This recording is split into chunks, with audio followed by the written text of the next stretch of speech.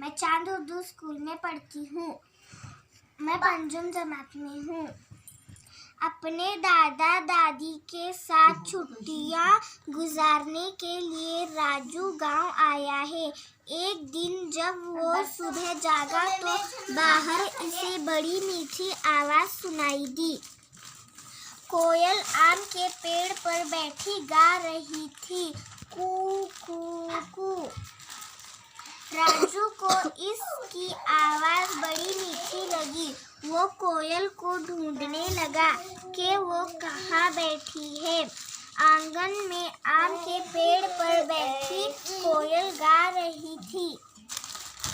राजू को देखकर कोयल बोली, कू कू राजू।